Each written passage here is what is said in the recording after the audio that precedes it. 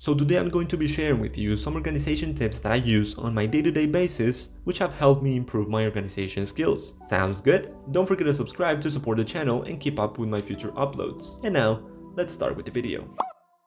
As many of you know, in this channel we've talked a lot about note-taking apps, and when it comes to organizing your notes, I've noticed it is not only important to have a good organization system for where you store your notes, it is also nice to have a good organization system for the inside, the content of your notes. The purpose of this is that when you're studying, going through your notes, you're not lost in what you're reading and you're not overwhelmed by all the text in the page. This can be done by highlighting keywords, even if we're talking about math or physics, and you can also add images or diagrams to your notes to visually help and ease your reading. Or you can follow a systematic approach, like the Cornell method for taking your notes. Moving on, something I've been doing almost unconsciously is writing all the activities that have a date on my calendar. So whenever I'm in class and the professor mentions a due date for a homework assignment, or whenever I schedule a meeting with someone, I immediately add it to my calendar. I give it a short but understandable name, and I set the proper day and hour or days when the event is going to take place. And talking about places, you can also add locations, additional notes,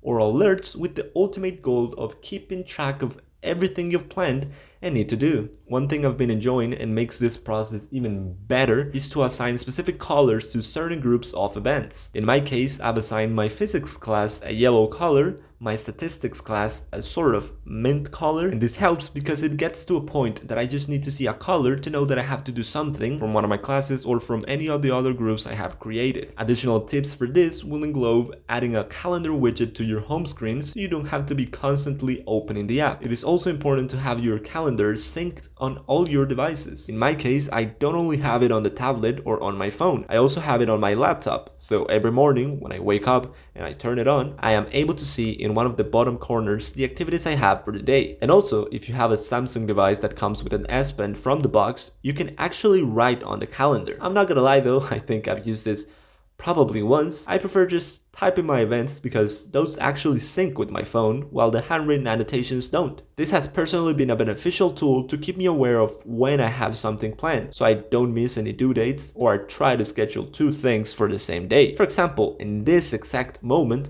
the calendar is reminding me it is time to mention the sponsor of today's video, which is PDFelement. If you don't know about PDFelement already, it is an excellent PDF reader and editor for both Windows and Mac. What I really love about it is the ease with which you can edit PDFs. I just recently had to edit a resume and I only had the PDF version of it, but thanks to PDFelement, I was able to update it with no problems. It has also saved me from printing PDFs, having to fill them, scan them, and send them back, because with the features it offers, you can just add a text box wherever you want and fill the document from your computer. You can also create your own PDFs, for which they offer a lot of templates you can choose from. And if you don't want to use them, you can import images and, thanks to the OCR technology, transform them into editable PDFs. When you're done, you can save your file as a PDF, or you can convert it to a Word document, Excel, PowerPoint presentation, and many others. In the first lines of the description, you're going to see some links to download PDFelement for free on your phone, tablet, and computer. And there's also going to be a link for you to obtain a discount of up to $60 off of the regular subscription price. Also, students can apply for a different discount if you like that better, so make sure you check the links in the description, and thank you very much to PDFelement for sponsoring today's video.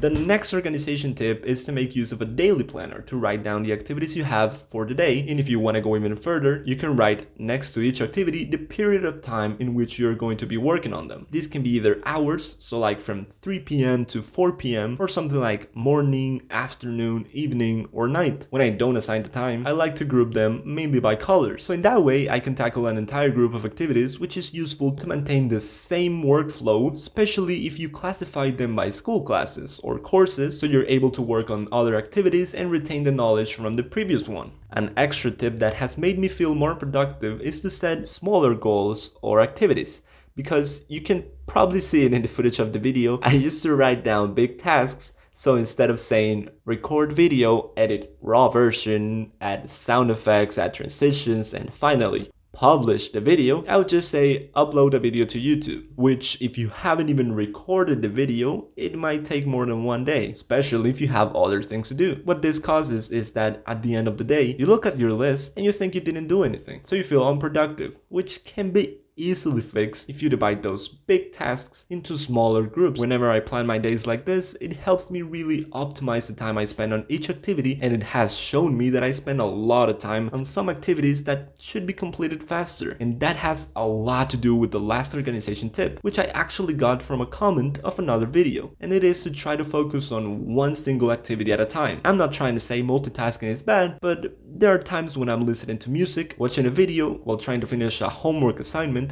and edit my own video. And after a few hours of trying to do all of those things at once, I realize I'm actually not being productive, and I've wasted more time that I've gained trying to multitask. This has to be the organization tip that takes me the most effort to follow. I'm always trying to do like 7 things at the same time. That's why I consider to-do lists really important. But anyways, hopefully this video is useful and you can apply some of these organization tips to be more efficient and to optimize your time. Let me know if you have any organization tips of your own that you'd like to share, and don't forget to subscribe because there may or may not be an interesting video coming soon. But for now, this has been A Regular Teenager.